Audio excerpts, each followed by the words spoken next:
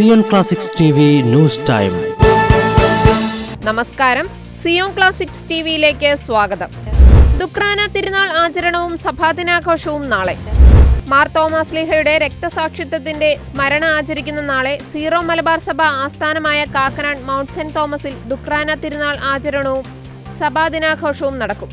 രാവിലെ 9-ന് major archbishop Mar Raphael തട്ടിലിന്റെ മുഖ്യ കാർമ്മികത്വത്തിൽ ആഘോഷമായ റാസ കുർബാന, 11-ന് പൊതുസമ്മേളനം.